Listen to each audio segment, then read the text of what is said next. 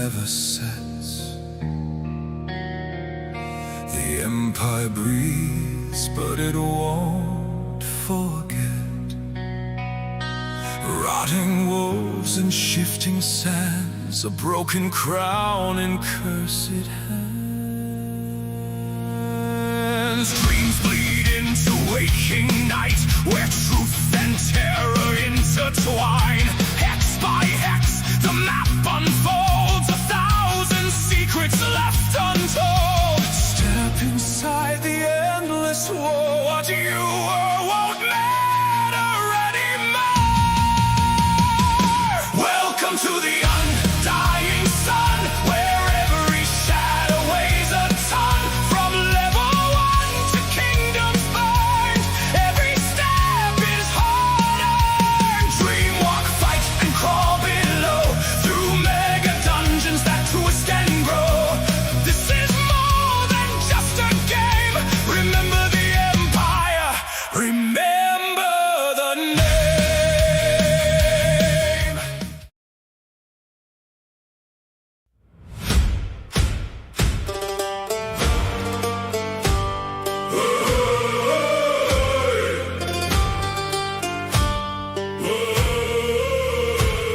They don't call us heroes, they whisper our name. Mud on our boots and a curse in our veins. Steel in the dark where the torchlight dies. Gold in the dirt and a bargain with lies.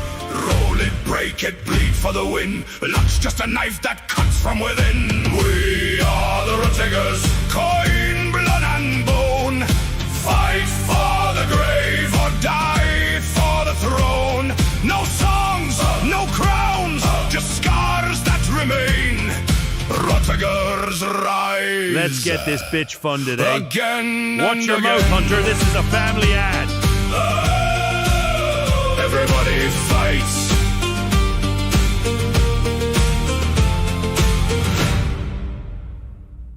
Wait, a new epic TTRPG?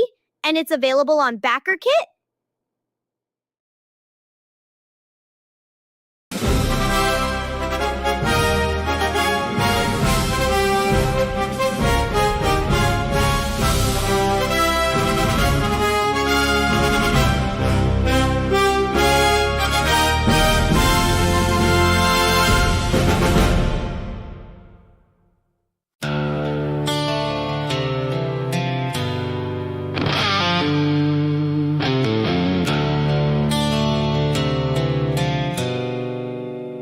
The Parlor stream with a whole serene lane. And every week we play a different new game. Amazing guests, but why we do not know. We're just lucky dudes with some awesome ex-bros. Dice Cowboys on Rumble we ride, and you want it as our ride or dies. Want it to throw the dice.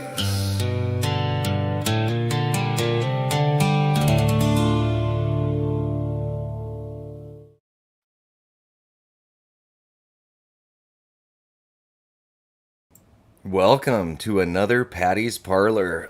Today we're doing a State of the Hobby roundtable with some various creators, con organizers, players, artists.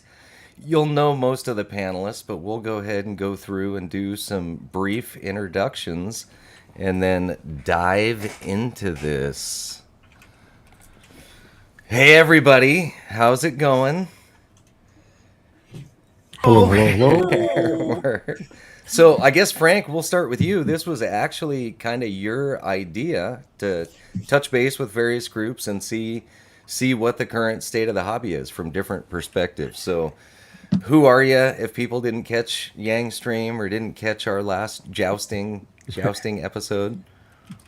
Well, my name's Frank Avila, and first of all, I want to thank you guys for the opportunity to be on here tonight, just to talk about the state of the hobby. I am the TTRPG producer over at Mad Quill Comics. Uh, we are a Canadian independent comic book company that's looking to get into, or we are getting into, the TTRPG space. And I also hang out over at Troller Games quite a bit and help them out with convention stuff and a project that we'll talk about later on tonight. Awesome. And over on the far right, we have somebody you may recognize, somebody who used to actually have this stream and own it and run it, but is kind of ditched out on us. So he's not coming in as a host this time. He's coming in as an artist in the creative space. He's coming in as a merch vendor. He's coming in as somebody who plays in a bunch of games. So Paddy, why don't you introduce yourself since you haven't been on in 20 years? Yes, that is correct. I am Paddy of the Parlor, and I successfully Tom Sawyered my best friends into painting this fence that we call Paddy's Parlor. If you guys get that reference. No, I'm a writer, I'm a designer, I am a commissioned artist. I've worked for many beloved people in the industry like Chubby Funster, Pulpomic Press, Dystopian Dawn. Hopefully we get to see Tony this evening. We'll see. But yeah, I'm a big lover of games. I make them. I've inspired my children to make their own games now, so I get to play test all their stuff. And I am here as a panelist instead of the host of my own show. Right. And then right below me, we have the lovely Miranda, a.k.a. Wargamergirl, who has her own con, who attends tons of cons, who I would assume war games as a girl. Somewhat. That's the theory. He thinks she warriors. She plays terrible games, though. Oh my gosh. So I play 40K and I play War Machine, and I get so much grief for it. And then at Valhalla, I play Bolt Action. Do you hate that one too, Jeremy? Yeah, he does. Even though I've won the last 2 times I played in it. Yes, I run the YouTube channel Wargamergirl. I'm a content creator. I run the gaming retreat, Valhalla Gaming Retreat, and then I also am involved in the Nova Open Convention, which will be taking place next week in DC. Nice. And then Jeremy, I mean, he's a YouTube Rumble content creator, and he has written a few things. He's been in Rumble content. He's been in a couple Dragon magazines with some partial stuff. He's done some play testing. He used to run some Adventurers League stuff, and he's a longtime wargamer, and he's a hobby store attender. Like he's down at the game shop probably. Used to run a game shop in El Paso, Texas. Nice. Actually, how I met Miranda. Right, we can probably talk about the difference you see when you go to a game store now versus when you were actually running one back in El Paso. I mean, we're in Watsy country, so I'm sure it's way different, but I'm sure the stores in general are different. So with that done, where do you guys want to start? Should we start with the I don't know if we want to call it trash, the direction that some of these big companies are taking with our beloved products? Do we want to somebody pick a topic and let's just start with okay Head with in that the right like what's direction. How do you feel about it? Well, first I want to know where JP's watching from, because he's not in either the chat your is rolling. He's not in either of your guys' YouTubes. And he's not in Paddy's my Rumble. YouTube? No, I checked both your guys's. Oh, he's in mine. I didn't check my own. Ultra says I didn't check my own YouTube. So Jeremy cannot be trusted, for he is confused. And he says that's not Jeremy. That's a shorn sheepdog. An expert opinion. The real Jeremy has a beard and long hair. I agree, and I keep putting him in the thumbnail with the beard and long hair, and I get crap for it. Miranda looks so lost in that thumbnail. She's like, okay, hold on. It's appropriate. I'm gonna exercise post-host abilities here, and we're gonna start with Frank by saying, Frank, how do you feel about it? How do you feel about the tabletop gaming hobby as a whole? I think we're in a bit of a renaissance when it comes to the TTRPG space at the moment. I think WotC has no I guess WotC can't do any worse than what they've already done, so they can just build from where they are today. And I think at the last big at Gen Con, when their big announcement, I think they are trying to move in the right direction. Will they get there? Well, all we can do is wait and see, because I think everybody here tonight has kind of been through the ringer when it comes to WotC and what they're doing and what they're putting out there. For myself, being an independent TTRPG producer, we have to look at other avenues, other systems. I don't think when it comes to being a content creator, I don't think the world needs another rule set. I think the world needs more campaign settings for people to play in. Right. Campaign settings, agnostic adventure settings. Yeah, definitely. There's so many, and there's so many great options out there already. I mean, there has been since the 70s, right? Like if you want a cool game, like there's cool games out there. But if you don't want to homebrew everything yourself, where's my settings? Where's my, right? Maybe not so much a rule, not the world needs more rule sets, but what do you think about IPs? Because people want something that's cool and interesting to play. Like, I don't know, I think of World of Warcraft, because Lord knows I spent way too much time in my life playing that. But it's such an easy world to jump into and do your own thing in, but sort of in the sandbox of something that's familiar. Right. Like, right. I feel like maybe some more stuff like that. I mean, I think there's a Witcher RPG. Obviously, there's a 40K RPG. You got Pathfinder and traditional D&D. But how is the world of like IP doing for that? Well, I think. Sorry, go ahead, Jeremy. Well, seeing as Wizards of the Coast announced World of Warcraft 5th edition or 5.5 edition as one of their upcoming settings, and all I saw was people hating on it on X, and I'm like, did you guys not remember that they already did this during 3.5? Right. Same with Star Wars. They had a Star Wars setting during 3rd edition, and people bought those huge. I don't know. I don't get it. It's like people have a short memory. But why does everybody have to come out and hate on something when it gets announced? Right? Well, you're going to Twitter. Well, right. First of all, yeah. But if you take that model that they're using, so what they've announced this year and what they plan on doing, so if you take Magic the Gathering has been doing it for years. All Magic does now is buy licenses for IPs that already exist, and they make a ton of money. That's what keeps Hasbro afloat. People think, oh, no, it's not, it's something else. No, Magic the Gathering keeps that company afloat. So why wouldn't D&D take the same approach and start putting IPs out? World of Warcraft, Star Wars, Call of Duty, whatever they can get their fingers on, they're going to put up there. So just let people play the games that they want to play. Like, everybody wants to hate on everything, and everybody wants to jump on WotC for doing everything wrong. Just play the game you want to play. If it's Ninja Turtles, if it's My Little Pony, play whatever game you want to play. Just roll some dice and have some fun. Like, I don't understand why everybody needs to jump on the latest announcement like you know better. Like, no, give them a chance. Let's see what happens. Right. So Yeah, let's that a little bit to throw out there. That's more of a cultural thing, right? I mean, that's like the state of the gamers topic, which is a little different than what we've had in the last 10 to 15 years that I've been messing with this, probably longer for some of you. I would so we had Professor Dungeon Master on a little while ago, and we lightly discussed the announcement of Dark Sun. And I had asked him because we didn't ask him specifically about some of the pushback that he had got for his Deathbringer TTRPG release. But we had all seen it being there, that a lot of people on Reddit decided that the tone, the themes, the art direction of Deathbringer had gone back to a toxic masculinity type of thing, only for him to run a very successful Kickstarter.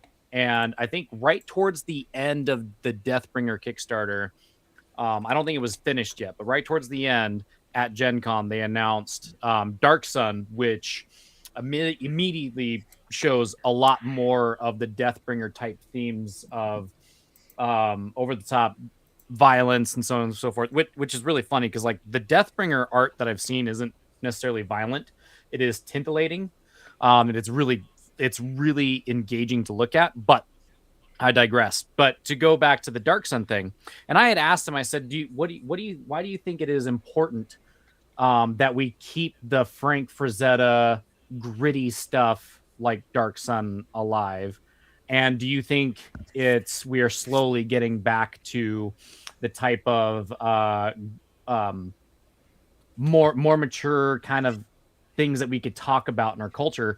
And he responded to me with no, we are not slowly returning. We're returning at like a breakneck speed. And I'm not sure yet, because I see what I see online. And when I go to town, to my local game stores, a lot of the discourse that I see happening online is not what's happening at local game stores. Right. So I'm really conflated with, I live in North Idaho, in Coeur d'Alene, the bigger town. I'm sure a lot of those people are online, but in my smaller town areas, people that are familiar with nerd stuff, they're not online people. Like not only are they not terminally online, they just are not online people at all. And I'm wondering if we're missing something there. I think we're the 1% of the 1%. This little Twitter group that talks like we're not, even though we play and we go out and we're doing things, we're not the average consumer that's out there. We're the Uber consumer, super in depth, like we kind of built our lives around this little thing. So yeah, what is realistic? What is it like out there? Is what they're doing exactly what players want and what's going to sell?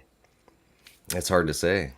I mean, that's where you're going to have to look at the numbers. Trying to remember what, Jeremy, maybe you remember, there was some talk about how GW had done in one of their last sales reports. And I don't think they've suffered too much, even for all the price hikes and all of that. So I there's think all they're this... still making hand over fist. They're making more money this year than they did last year. And so, at some point the data comes out and says like, okay, yeah, if you were to equate it to movies, you go online and everyone's complaining about the Odyssey. Well, it's still cracked $1 billion. It's still has gone gangbusters. People are still going to go see it because people are still going to go see what they're going to see, regardless of what the online echo chamber says. And it's not like, I don't want to say the internet isn't real life, because obviously there's hopefully a majority of real humans on there making their opinions. But it becomes easy to complain. That's like the natural, comfortable thing to do. That's how you fit in online. But then you go to the game store and you don't actually want to be that douchebag coming in and just complaining about everything, like comic book guy from The Simpsons. You usually want to go there and have a good time with your friends. And so that ends up being like a really positive experience. And usually the same with conventions too. Usually people are pretty, unless you get an announcement that's like really, think of BlizzCon, what don't you guys own a cell phone? Like announcements like that where you really turn the audience against them. I think for the most part you end up with an audience that wants to like the product. And you just, as long as the company isn't just making it too hard to like the product, it can endure a lot. Right. And I know, like with Dark Sun, there was a bunch of excitement. There was a bunch of, oh, can they actually do this? Oh, can they actually pull it off? And like Professor Dungeon Master was saying, whoever's in charge, this stuff's been in the works for over a year. And he really thinks it is heading in the right direction. And so we hold out hope, but then we see an announcement that, hey, we're removing slavery, one of the biggest parts of the settings, because it's problematic. And then it's like, okay, like, are you doing the right thing? Are you not doing the right thing? Are you taking baby steps towards it? Like, what's the, So it's going back to a darker, like, are we thinking like, I'm not super familiar with the RPG world, but is like Dark Sun more like hardcore, like Conan, Life is Hard kind of RPG or aesthetic? Even harder than Conan. There is no metal, there is no water, there is no magic. Magic has been drained from the land. It's Psychonics, the big first Psychonics campaign setting. There's like 9 kings, and each of these kings are like evil sorcerer lords, and all the magic that in the world is basically controlled by them, and the magic is that they control is basically drained all living parts out of the world. So it's uber grim dark. Yeah. Okay. Right. Well, we know that there's an and they're slave kings. Like their name was the Slave Kings. So like they were. They had pit arenas. Most everybody always started off as a pit fighter in the arena. You'd have to try to escape and get out into the desert and find some oases to try to live. That's a lot of what Dark Sun was. And it had a late 3rd edition and early 4th edition modules. And But it was always pretty niche even at the time, right? I mean, obviously it wasn't. some people would. I mean, it's not Forgotten loved Realms. it and sorted. Yeah, Yeah. It's not Yeah. Forgotten Like- Realms. Yeah. Not Greyhawk, but it had its good amount of fans. It was I probably up think it there was more with, popular than Planescape and Planetscape and some of the Yeah. other. It's you probably know. up there with like Dragonlance and stuff like Yeah. that. Right, Okay. right. Same level as Something you Dragonlance, Would have heard of. Mystera. Yeah, Mystera Well- probably has a little bit higher. Without belaboring the point too much, I think like Dark Sun, because of its content warnings, you know, especially at the time that like TSR was dealing with stuff as they would publish. Well, hold on, was Dark Sun TSR? Dark Sun No, was under no. TSR, yes. Yeah. Oh, okay. So anyway, Second Second edition. edition. like especially like during that point, you know, it's like the mature setting that it would have gotten a wider audience if it didn't have that kind of stigma with it. Because Right. JP pointed out Larry Brahm's art wasn't even that risque in comparison to what they showed off today. But let's not forget, we went through this whole labeling process in the record industry too, right? You used to go to the record Right. store and get your tapes, and we'd have the big warning stickers on it. Right. Yeah. So we've been down this road. Like WotC can do the same thing. Slap it with a bit, like they said in the press conference, they were going to slap a big old label on it saying 18 plus, right? Like, Right, which would be fine. That would be a fine avenue to take. Slap mature on there, slap parental advisory, slap whatever, but give us the setting as it's intended. Don't do that and then strip it of everything that made it what it is. Like sterilize it. Right, don't sterilize it, especially if you're going to slap the label on it. You know, pick one. yeah, So that 100%. depends on what the brand wants to be known for, right? Right. And so let me ask this to the audience. Do you have more confidence in WotC making a proper Dark Sun, or would you prefer if they were like, we don't really like this, we're going to sell off that IP to a random other company to try and, maybe not a random other company, but like another company to try and bring the audience maybe what they want? I mean, I think most of us want WotC just to sell off the entire D&D brand to somebody else. So you're asking the wrong crowd here, but the chat can chime in. 100%. But they're doing that already too, right? Because they announced that Paizo and all these other companies are jumping on board to do stuff for them as well. So the option, like you're saying, the option is there.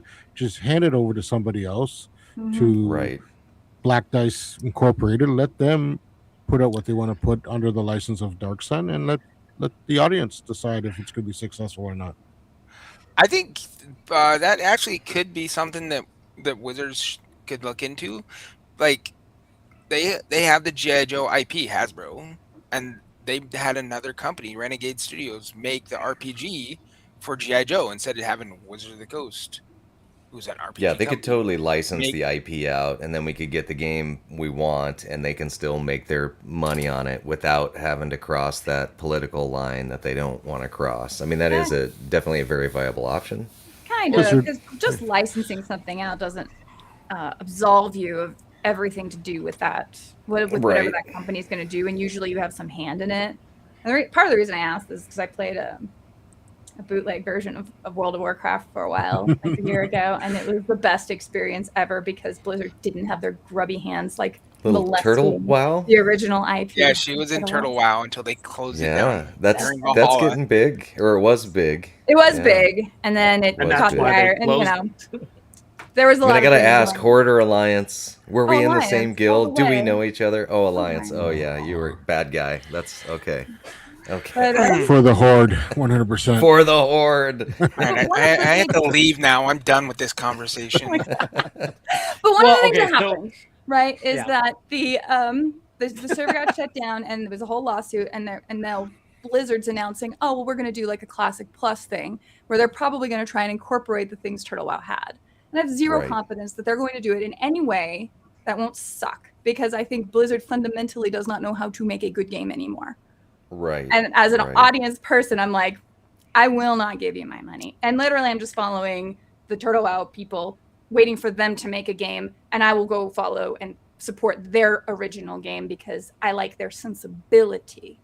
So I think part of that is the audience confidence in the sensibility and the trust in that company.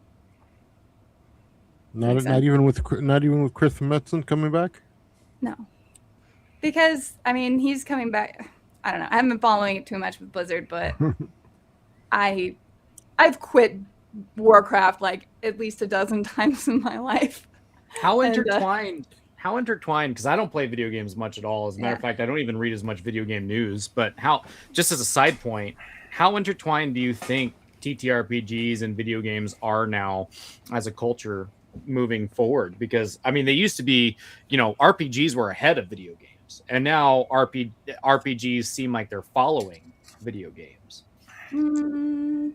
Well, TTRPGs are how you get back to human interaction. Video games become so they're all multiplayer, but you never see the other person. It's like, well, that's because they roulette of stopped people. all chat rooms because everyone was getting banned every day from voice chat. Right. Or You can't worse teabag things if you're in anybody the anymore and Roblox make derogatory comments about their mothers. Universal Night, I don't know what that word means, by the way. Maybe Paddy does. But I mean, there was a whole golden age, re-renaissance of board games because people, I think, really did actually want to physically hang out again. And we kind of destroyed that pandemic and lockdowns and all of that. But I think people still crave that, which I think is a strength for TTRPGs. Right. And it goes back. I think it goes back to the IP itself, right? Depending what the IP is and what the market is, because you see a lot of companies now trying to play both sides of the fence, right? You have your game, and there's always talk of like Elden Ring, turning Elden Ring into a TTRPG, Dark Souls coming over, becoming a TTRPG. So there's that element where the lifespan of a video game kind of slows down, and those licensing companies look to what we turn to a TTRPG, because that's the next step from playing in front of a screen to playing at a table with people. Yeah, just something I was thinking about. And Jeremy, Universal Night was saying ActiBlizzCon, which is the amalgamation of Activision, Blizzard. It's just Microsoft. And yeah, so I think that's where he was going with that. I don't know. It doesn't seem quite that sanitized. I mean, if we're talking about like the pendulum shifting from like, I noticed that there's this objective now. It's no longer, and this is saying a lot for me because like I think to the chagrin of a lot of my friends, I'm a huge proponent of like the culture war type stuff. But I certainly don't like White Dwarf. Thanks. White Dwarf Summer. Woo! But it's one of those things where it's like I don't like it when I see people like buy my game because it's non-woke or buy my game because it is woke. I want to buy your game because it's a good game. And I've gotten myself into a little bit of hot water because I'm not necessarily a prude, but I'm like, look, you putting big boobs and butts in your game doesn't sell me on your game, right? Because I will tell you this, that the sexual tantalizing images is really what got us to the point where it's like, well, Game of Thrones is only good because we got to see Emilia Clarke naked 1,000 times. You know what I mean? Nothing else was good about that show. So is that even good? I don't know. I didn't pay that much attention. But it's supposed to be a 14-year-old girl. That's the worst part about it. So anyway, I mean, what that Euphoria show also took off. I mean, there is that element, but gaming always originally appealed to the folks who felt sort of rejected by the rest of society. I think it's fair to say, like the RPGs, the war games, they were for people who weren't going to be going on dates on Friday, or they just were the social rejects. So yeah, I mean, they're gonna like some of the scantily clad women in the the Conan scenarios. I don't know that like maybe we've overindulged in it, but I don't think like getting away from it completely is reasonable either. It's still a factor. It is an aspect of the human condition, and that's part of what makes stories interesting. I think that's what I'm getting at is it's swung too far. You know what I mean? Like we used to use those things as an enhancement to the story, not like when you, and I say this a lot, is Hercules' Legendary Journeys. You know what I mean? Like I will never complain about seeing Xena in her battle garb or Aphrodite. And I'm like, if that was a primetime television show, you know what I mean? Like everybody got to watch that show. Now what I'm saying is don't I'd watch Deathstalker before I watch Hercules, just so you know. Hercules is fantastic. You shut your mouth, Jeremy. But that's what I'm it's saying. Not Deathstalker. Deathstalker's fine. The last one was okay. It had some really great except for the newest one. The newest one wasn't that great. Yeah. But I think that's what I'm just talking about. Is I just really want people to get back to the art form, not I can outdo this particular thing rather than them. But in either direction though. Yeah. In either direction. Like let's get the pendulum more back to the middle. Yeah. Well, yeah, sure. And that's where people just need to calm hell down because they currently cannot. Because the gratuitous stuff has gotten to a weird, like, gross level. I mean, Flo was even just pointing out in the chat, she's like, there's gratuitous nudity, but it's usually of like distinctly unattractive kind. There's a certain amount of like, look at this horrific version of sexuality that I think shows that we are not in a healthy place. And one of my biggest examples, and I was really curious about Frank getting kind of really into this space, but I think about BioShock. You remember, like I was a huge fan of BioShock, and one of the audio recordings that I remember is the surgeon, and he's like, everything's too beautiful, everything's too symmetrical, everyone's same. I want something different. And then we look at how like they mutilated themselves in order to stand out because we couldn't just stick a hard line and be like, oh, this is what's good. And I 100% agree with JP Got Rockets. Keisto was way hotter than Zenith. But Frank, you're just getting into the publishing space, or? Yeah, so Feral started off as a comic book series. So last December at a convention, I met the artist Kevin, and I started talking to him, and I actually walked away from the booth at the beginning, and then I was walking back to the hotel, and something just kind of popped back in my head. So I went back and I started talking to him. I said, hey, your stuff, like if you look at Kevin's artwork, it resonates with a lot of people. His line work, his art style just gives to the TTRPG space. And I said, listen, you have, at that time, you have a bestiary, you have the first comic. Have you guys ever thought about taking this into the TTRPG space? And it was around, like I said, around Christmas time, kind of went back and forth. He said, I'll reach out back to you after Christmas where things die down and we can talk again. So we started talking again, led into the new year where I met Mike, the writer. And I started giving him the same pitch. I said, would you consider taking this IP and bridging the gap over to the TTRPG space? And both of them are fairly, they played, but they're not into the space. So I kind of gave them my sales pitch. I said, listen, what I'm willing to offer to you guys. If you're interested, I can jump on board. And then they brought me on board as a TTRPG producer. We just had a successful Kickstarter last month for the second comic.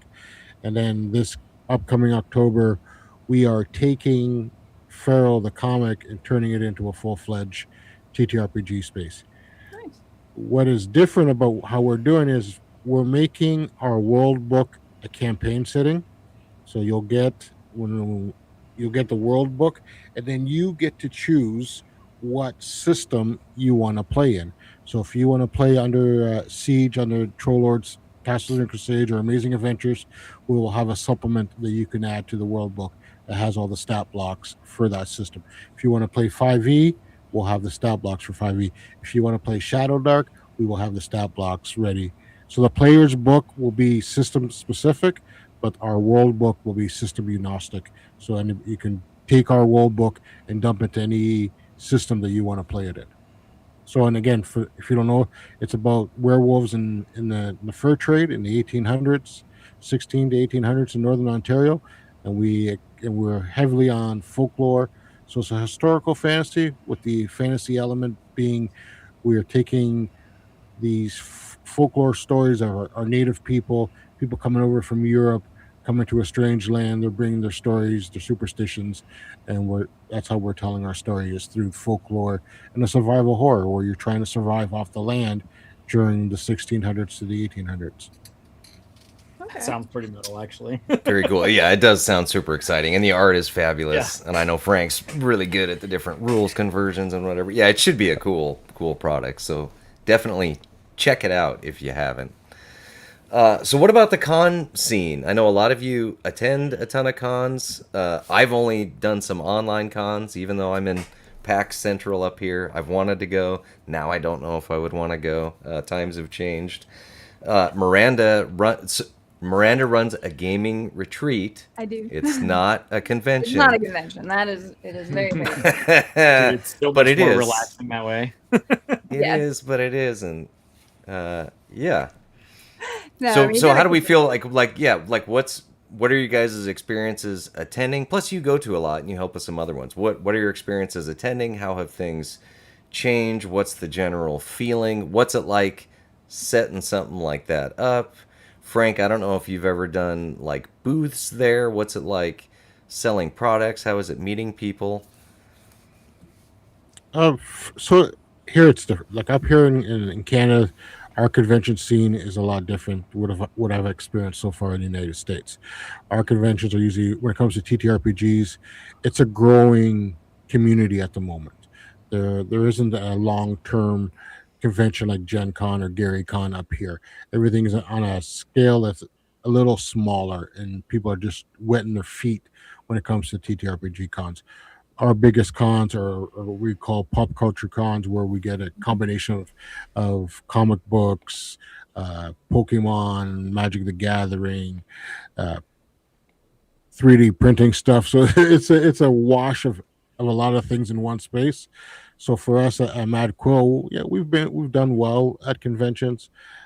We sold our first Niagara Falls. We did extremely well over the weekend, getting people to the booth. Saturday we had over 7,000 people go through the booth on a Saturday, which is our Wow. biggest. Next to Fan Expo, it's probably the next biggest comic convention up here in Niagara Falls. So it's interesting because again, you're when it comes to TTRPG space, there isn't a big scene. So when you're introducing this product to people, you're selling it on a look. First and foremost, it's the look of the book, the look of the art. That's what draws people to your booth. So we've tried to always make sure our booth has banners and it kind of sticks out. Either we're on a corner or we're like the second booth in. Just as people are coming through the aisles, they notice our booth. So as a vendor, it can be difficult because you're selling yourself the whole weekend. You're selling your product. You're pushing your product. You're trying to get as much promotional stuff in people's hands just so they come back the next day or they come back throughout the weekend to visit your booth again. So, but on the other end, when I've been in the States and I've done Gary Con and I'm going to Page next year, I'm going to Arcada Con, I'm going to Troll Con next year as well. So last year for me, when I was at Gary Con, it was a different feel because you walk in there and that's all you get at Lake Geneva. It's from the moment you walk through the doors to the moment you leave, it's nothing but TTRPGs, right? So you find your tribe. Like I told my girlfriend, she came down with me last year, and I said, after my first day, I says, I found my people. Like I found my tribe, right? Because whatever was going outside those walls wasn't brought into the convention. You were just there at the game to sit around a table, Right. roll some dice, and have fun with some people. And just relate to them. Yeah. So it wasn't Twitter. It was the real The real world. the real community where we're all there to hang out and game and have fun. No we drama. did no have trouble. a Rumble rant. It's Forgiven Felon wants to know, Hello. Wargamergirl, are you excited for the Mark IV Protectorate of Menoth? I mean, I really am hoping they're going to bring dinosaurs. I know they keep saying they're not going to, but I keep wish casting that they bring the dinosaurs in from zoo, and I want Tristan Durant to come back from Zoo and reclaim Menoth. I think that would be a fantastic story. But yes, I am curious to see what it is they do. What I've if been they enjoying Mark IV. are? I've even been gaming it. Yes. What if they are riding giant lizards? They're just not calling them dinosaurs because Oh, dinosaurs. they're gonna be like, oh, they're Seraphonies. Yeah, there you go. No. Great big phonies. We'll see. We'll see how good the direction. They all look like Dracodiles. Pretty cool. Also, So- just I posted the numbers for I'm not Wizards. Games Workshop in the Rumble chat. I can't post in the YouTube chat. But just as a reference, they only made like 200 million, roughly 270-ish million. Wizards of the Coast had 2.187 billion in revenue last year, up 45% year over year. Yeah. So I mean, and that's where the data comes out to like, well, we can feel how we feel about it, but they're doing fine. And could they be doing better? And could they be making better choices? Absolutely. But why would they listen to some schmucks on the internet when they're doing that well? And I think I was watching somebody on YouTube break down all the different games that were played at Gen Con, like the top 10 RPGs, and the top 7 were the different like versions of D&D. So like nothing even got close. Shadow Dark was like 6th or 7th. It only beat like 4th edition D&D. If I recall, Professor Dungeon Master did that breakdown. Diversity in Dragons might have as well. But I mean, going to these cons, do you hear the same type of chatter? Like just in passing, are you hearing people talk about, oh man, you know, the whatever artist that they got for Dark Sun isn't Larry Brom, and Brom is still alive. Why didn't they bring him back like they brought Tony Dizzarelli back for Planescape? Like what happened there? Or, you know, do they talk about Knolls being player races, or I could think of like a million different things. Meriliths having top surgery scars and so on and so forth, blah blah blah. I think for the most part, people who go to conventions, they're already spending their money to enjoy their hobby, so they want to go there and enjoy the hobby. And so I think a lot of stuff probably gets glossed over, ignored, or they're like, look, I don't know about all that stuff. I just want to play my little wood elf or drow or whatever. And as long as they still have an avenue to do it, they're going to have fun. You go to a convention, usually you're signing up to play with a dungeon master and have a 4-hour session or do a little one-shot campaign. And I think for the most part, until people get really pissed drunk, like people have a really good time at the conventions and just enjoying that gaming side. Saltiness you usually see in the high-end competition side. Sorry, go ahead. I do want to give a quick shout out to Iceman, who just gifted 20 subscriptions in Rumble. That is a huge thing. Iceman is like one of our angel investors. The dude descends from the heavens, blesses us with Rumble rants and gifted subscriptions. And one of the best places, if you want to try to catch the mythic Iceman, is on Fridays in DJ Master Cheesus's live streams. That's at Synth Tracks over on Rumble Studio. So big thank you to Iceman for being one of the biggest certified big Parlor peeps. That's right. Iceman is a certified big peepee in the chat. Everyone who was gifted a subscription, make sure you tell them thank you very, very, very much. Forgiven Felon, I did see your Rumble ride. I answered. I want to see dinosaurs. But yeah, I'll see what Mark IV brings for Protectorate. I want to see Tristan Durant come back from Zoo and reclaim Mena. That's the Protectorate. Because nobody else has claimed it.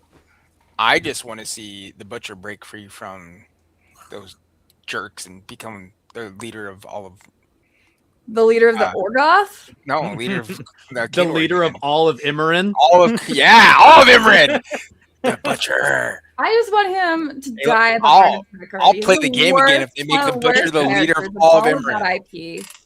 So Horrible. All right, it's war game talk. I'm out. These are the, It's off these the are rails. the It's off the conversations rails. I do hear As at a- conventions, right? As where a small people- side, yes. Bellin, I did not realize you were a War Machine fan. We have a whole lot more to talk about. A whole lot more to talk about. Thank you for bringing up War Machine. I love that game. Well, I love the I hate people I that game. play with more than the game. But Yes. Yeah, that tends to be the case. okay, But so let's, if we can, get back to like the culture and the state of the hobby. One of the things that perplexes me is even like indie game designers obviously flock to crowdfunders, and I'm always really excited to see people be successful at those things like Kickstarters, or if you're into Fund My Comic, so on and so forth. Frank, you just had a successful one with Mad Quill Comics, right? Yeah. But I mean, sorry, go ahead. what do we feel about that being the primary commerce driver for tabletop games, whether it's board, role playing, or war games, moving forward?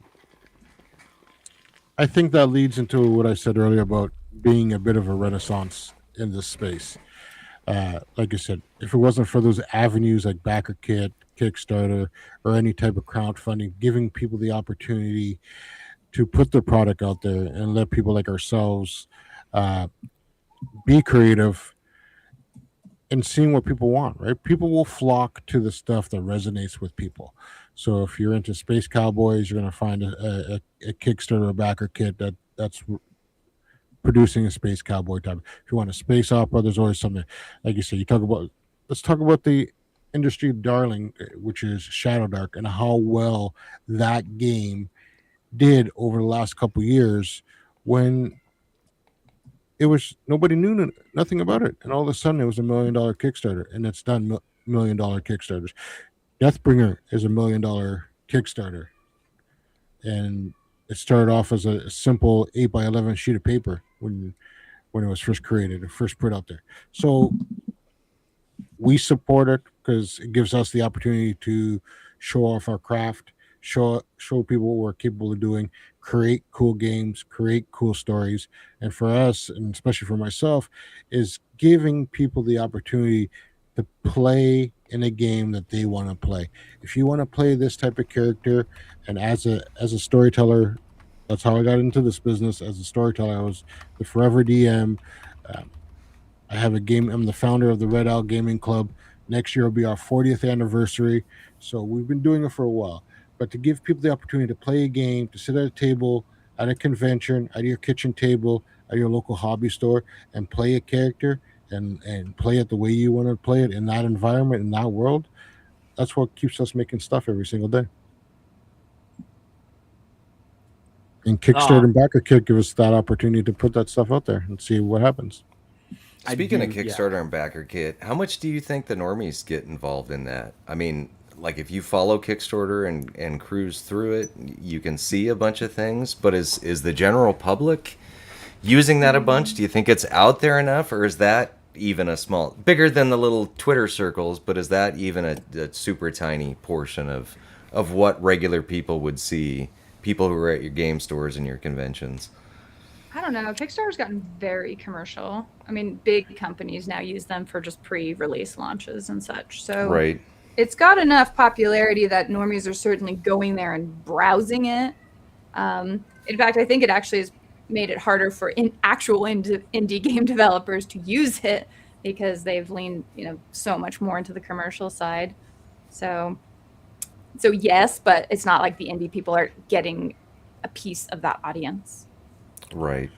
And I can speak from experience because when we went through our Kickstarter recently, and you're pushing this out through all your social media outlets, right? So everybody on the team is doing their best to get the word out, trying to reach as many people as we can, right? You start with your pre-Kickstarter page and you're trying to build that community, right? It's all about building that community. But what I experienced this time around is when I reach out to friends and family, is explaining what Kickstarter is. So there's still a learning curve, especially when it came to some of my friends and family. Oh, what are you doing? Well, we're producing a second comic. Okay, how can I help? And I said, well, you have to go through Kickstarter. So you have to go through This you have to do. You have to sign up. This is how you back a project, all Yeah. that stuff. So there's still a bit of a learning curve when it comes to the average Joe out there that's not in our space. But like Miranda says, it is growing. There is uh, a lot of advertisement around it now.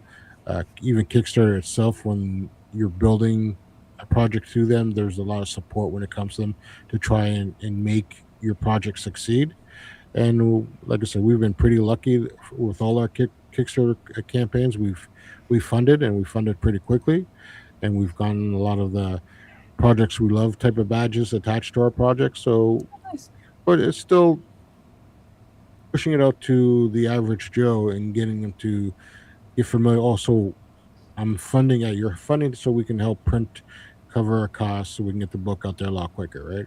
So that's how we use crowdfunding for us. Is just but when you talk to other big companies, you see companies that put out campaigns and they're backed. Like Trollord has a campaign right now for a monster book, and that book was funded on BackerKit within 20 minutes of it going live, right? So it's all about your community and how engaged your community is and how supportive your community is to your product. Yeah. Well, advertising is everything, right? What about the Right. other programs? Things like Game Found, that's one of them. So they- Indiegogo. I don't know if anybody even uses Indiegogo anymore, but Uh-huh. Game Found is started off as like where you could do your like rewards after your Kickstarter ended, and they were like, well, why don't we just make our own basically platform so we can get in on it? So Game Found does its own backer thing, and then there's also Backer Kit, which is very similar, and that's where Rediger's was. But Rediger's was run on Backer Kit. Yeah, a lot of people are either doing both or one or the other.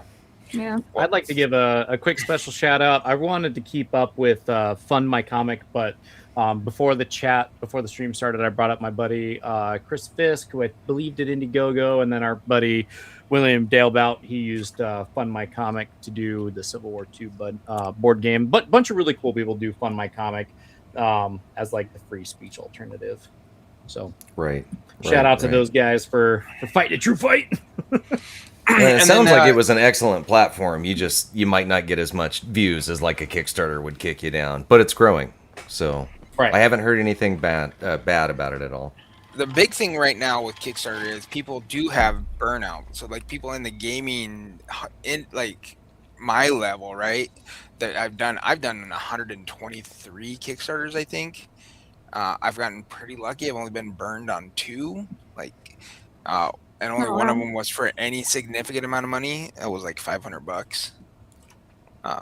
The company took the money and run. The other one, the guy passed away before he delivered, but it was like $30 for an adventure for an RPG.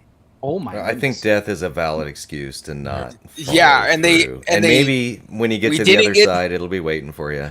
We didn't get the RPG that they offered, but we got like credit to buy stuff from his existing library. Oh well, see that's nice. You still got something. You didn't totally lose out. Yeah. So like I've gotten pretty lucky, but some people like they'll back all kinds of stuff, and then like they get real upset. Oh, this hasn't delivered. It's 3 years overdue. I'm like, yeah, just wait. It will deliver. The guy's doing updates every month. I don't Some know, people man. go There are some people who leverage their credibility, and I think there's one guy that I know of that has as many as 5 Kickstarters that are 10 years old, and the last update was an update for all 5 of them saying we're still processing manufacturing. And then I think he launched a pump and dump meme coin last I heard. Oh my gosh. And it's really sad. So the crowdfunding thing is one of those things that I think is really cool. It's like a marketing thing for indies, but I do feel a little bit jaded when I see like Cool Mini or Not do another one, and you're like, I mean, really? Is this for you? But who am I to say? Well, that's an example of it being a pre-release set thing, because I mean, Cool Mini or Not has said like, yeah, we've kind of got the game developed. This is how we advertise is through Kickstarter, right? And we Yeah, build Cool that Mini or Not, it's kind of promo. bankrupt now. By the way, Yeah, I mean it is. It it's an aspect of a business strategy. It is not the whole business strategy. So I think what Coleman or Not did is they overextended themselves. They were allowed to go onto GameFound, and they were launched like 10 like different things all at once. Where Kickstarter, you couldn't launch another one until the one the previous one had finished. Right. And they launched like a bunch of them on GameFound, and they started ignoring their ones on Kickstarter. They had like 4 or 5 that weren't delivered on Kickstarter still, and they launched all these other ones. And then the tariffs hit from China, and that just that was I think what folded them. So it tells you the margins that were tore them up. So they sold basically every single one of those IPs. Okay, so that brings me into something that I was also curious about too. Like I'm not a one-man band. Not anymore. Thanks, Jeremy and Michael. I appreciate you guys. But when I was a one-man band, I didn't have any costs. You know what I mean? If I wanted playtesters, I'd force my children to do it and hope I didn't get slapped with any child labor laws or subject my wife to my crude ideas. But these days, just from a merch standpoint, I think last year my White Dwarf Summer stuff did better than this year. And I try not to like beat people over the head with the White Dwarf Summer stuff, because I'm like, man, I can't even afford my own t-shirts most of the time. But I mean, how do you guys feel about that? What's con attendance looking like as the economy strains on people? What are your projected sales looking like versus what they might have been 4 or 5, maybe even 8 years ago? I think the con scene in general has seen a bit of a slowdown this whole year. Early signups are down, and then there's sort of I think a little bit of a bigger swell like last minute. Yeah. Travel is really expensive. Hotels are really expensive. So, I mean, I think from a budgeting standpoint, as costs for everyone go up, it's harder to budget that time. But I mean, you make time and you make space for the things you want to do.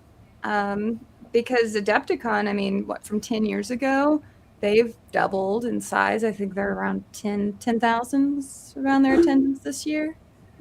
And I mean, whenever I started going in like 2014, that was like, they were capping at around 4, I want to say. So it's grown. And, certain conventions are more impacted by game states because what LVO moved, they shifted around to be more in line with the tournament schedule of Warhammer, and that when you move something, it's going to have a bit of a fall off until it kind of catches back up. So this year has definitely been kind of odd, but only now. Like prior to that, it's only been on a growth trajectory. And even then, I mean, it's entertainment, so I feel like it may have a small dip or plateau and then just continue growing as things stabilize. Yeah, I think most of the big tournament or the big conventions that have major tournaments on them are kind of growing, especially now that Games Workshop has kind of become more involved in them. Although I hate to see that Games Workshop's more involved in them because it limits the amount of stuff that you could use, like proxies and stuff, which pretty much pulls me totally out of the game because I like my proxies and my 3D prints. What about you, Frank? 3D printing has changed the game a lot, especially as the tournaments get more leaned into. I don't know that anybody else is as strict on it. I don't even know if TOs can keep up with what's a legitimate mini and what's not now. So to add on to that, the conversation that's going on, for me, it's a little different because I gotta convert everything to US dollars, right? So for me to travel, for me to attend, everything's USD. So I have my girlfriend, she looks after all the scheduling, so I just give her the dates and she schedules and tries to, but it's like I said, cost of living is going up.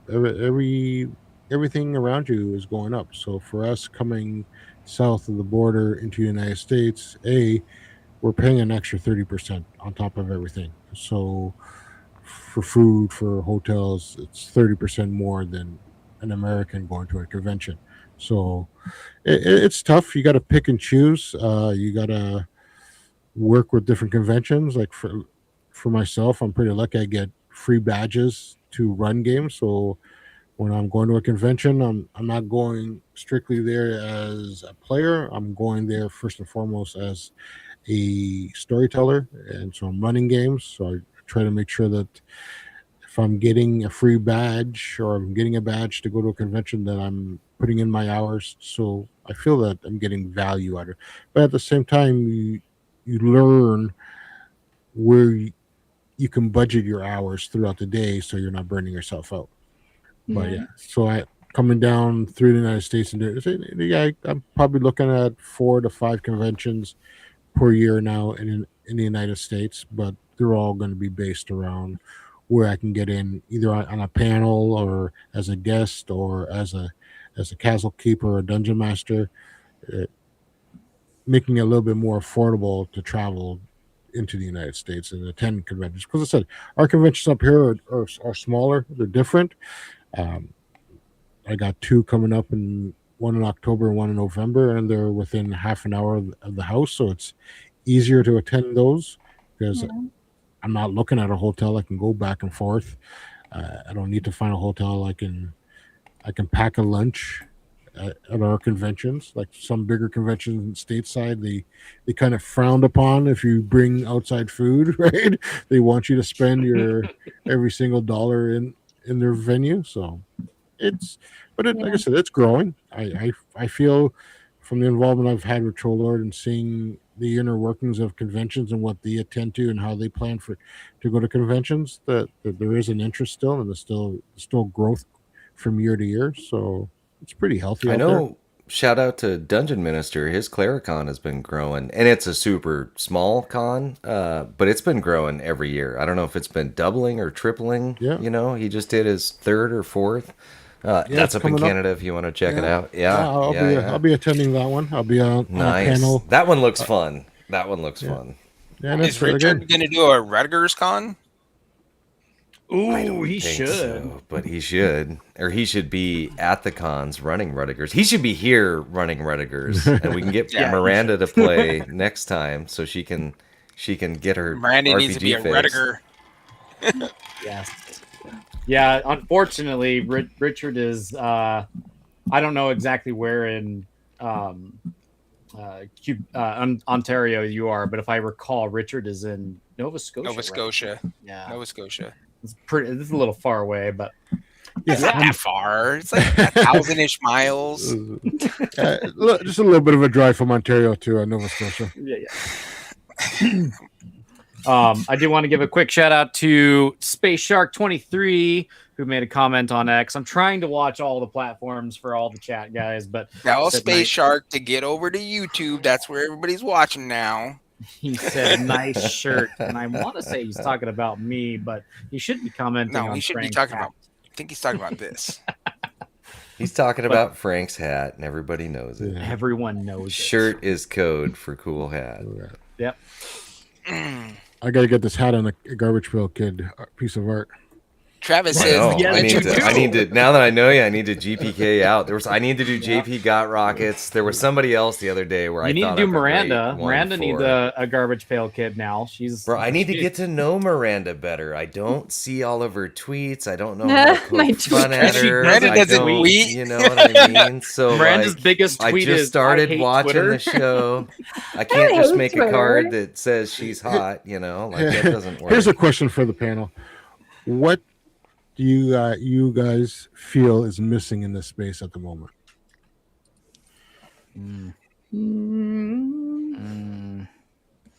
I don't think that it's an issue of what's missing in the space other than support, right? And it's not to say that people don't support the things that they love. So I've been a diehard supporter of alternative platforms and small channels and media. I've given away hundreds and hundreds of dollars of free art commissions to try to help grow small channels, and some of that's panned out and some of it didn't, to the point of I have lifelong haters now. I've gone through the point of doing small, like, alternative sales platforms like Big Geek Emporium and Giant Slayer Games.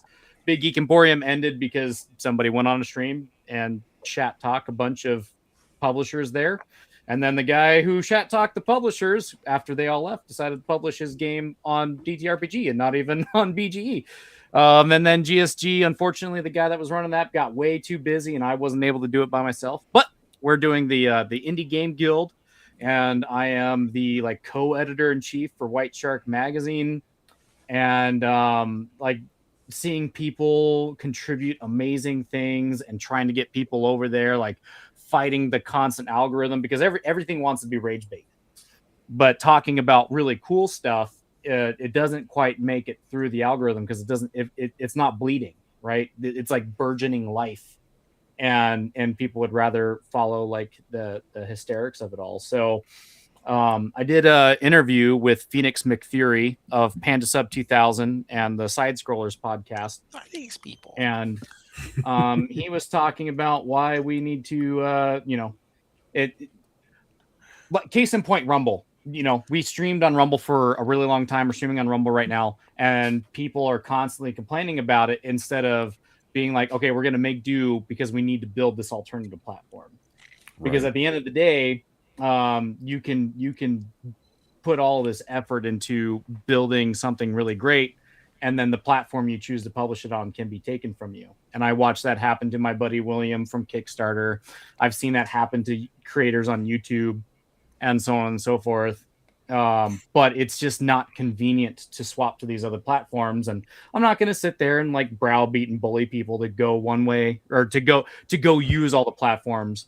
But the best thing that I can do from where I'm at is support the creators that want to create really cool things and try to make it as easy as possible for them. And then I'm going to put my effort into building a platform for when they eventually, like, it doesn't work out there, or maybe they get taken down from there. I could be like, hey, come over here. The water's warm, so. Right. All right, your soapbox is gone. Miranda, besides dino riding Menites, what is missing from the hobby? It's hard to say because we have an embarrassment of riches in the hobby, right? We've got so many options to play kind of anything you want, that I think the thing that's missing is I guess we do have Games Workshop, so I will say this even though with that caveat, but it doesn't feel like there's a big unified place for people to all just enjoy one game, I guess, anymore. The closest we got is probably WotC, which is why it's so big, and people choose to enjoy it sort of despite WotC's actions. It would be nice to see some kind of unified point in the culture where people can all just enjoy this one big thing instead of everybody being as fractured as they are. I mean, how many different indie games are there that nobody's ever heard of because they're all siloed in these small groups? I don't know what fixes that exactly, just because we have such a big echo chamber of the internet now. But watching here on Paddy's Parlor on Saturdays as we try a new game every weekend. Shameless plug. Good job. But one of those will be one of those games will be an upcoming revisit of the Iron Kingdoms RPG, just so I can get some Zeke. And when Frank's game gets a little closer, we know he's going to come on here and run some for us. We'll get the players. You bring the feral. 100%. But yeah, I don't know. It's not as shared a culture anymore. Everybody's in their little box. It's kind of lonely. Michael, do you think there's something missing from the RPG? I don't know. Frank was talking about it being a renaissance right now, and I feel like, at least in the spaces I travel in, it is. It's an indie golden age. There's so many games that I couldn't begin to play and understand the rules for all of them. I could go broke buying new products or new minis or new whatever every day. And as far as a unified space to go play, like, I haven't been to the game store forever, and I used to be down there, a couple times a week, whether I was playing or not. And I feel like COVID kind of ruined a lot of that. And malls going away ruined a lot of that. And being able to have stuff just show up right at the house ruined a lot of that. So we're not getting out as more.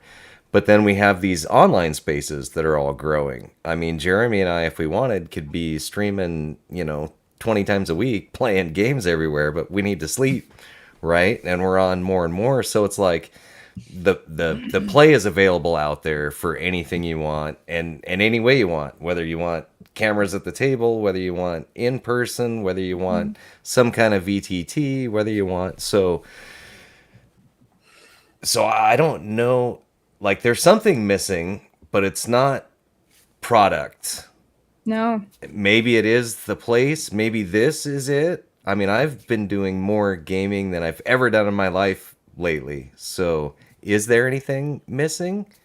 There's a lot of stuff we can point at that's like, oh, that's gross, or I don't like that, or I don't like that. But there's also more stuff that I can shake a stick at that is amazing. So it is a great time. To where when I was a kid, there was only, you had Phase Rip and you had D&D 2nd edition had come out. And, there was only a couple things to choose from, right? So do you think like the gaming experience has changed? Would you say it is as with the options that you have, is the experience of gaming as fulfilling as maybe it was in the age of old? I maybe more so. Maybe, I mean, like as a child discovering it and playing it, it's different the first time, getting excited about it and digging into it and digging into the lore and friends and in person. But I'm probably way more fulfilled now doing this and playing this stuff, even though it's half work because we have to do it on a schedule. You know what I mean?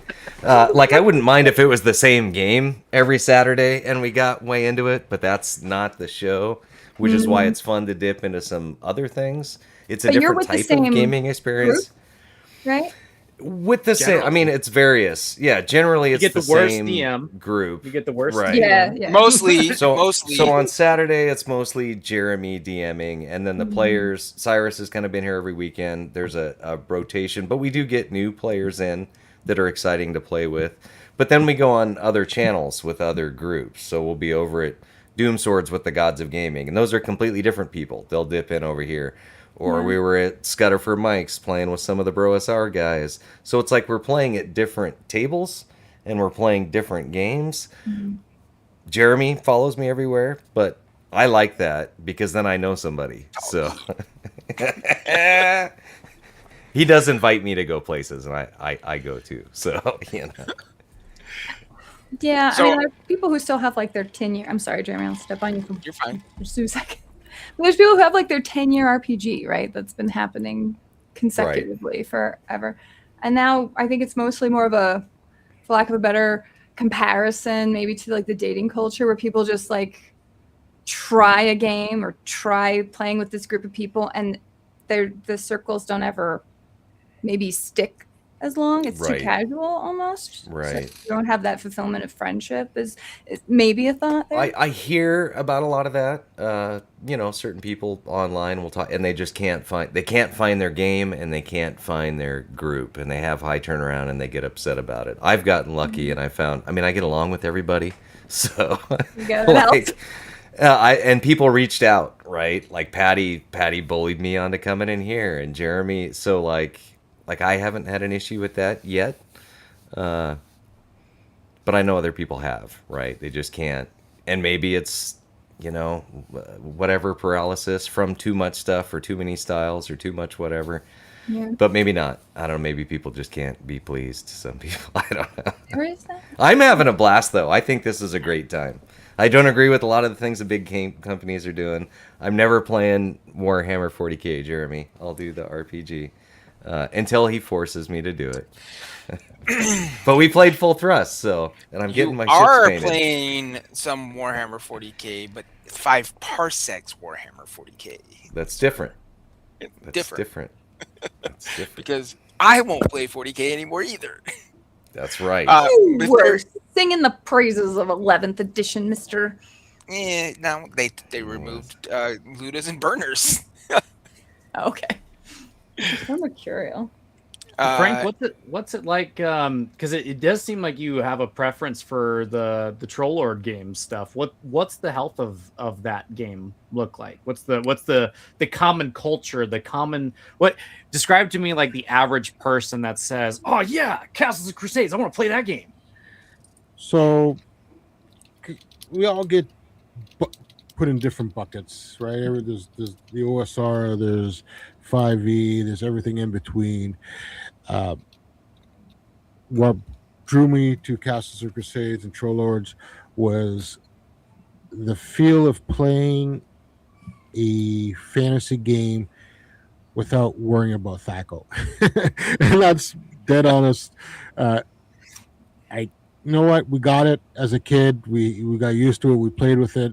But to play CNC, play under the Siege engine, and to have Steven and the group put out as much product as they do, not just their own product, but they're also putting out Gary's product at the same time, and they're bringing it out to the masses.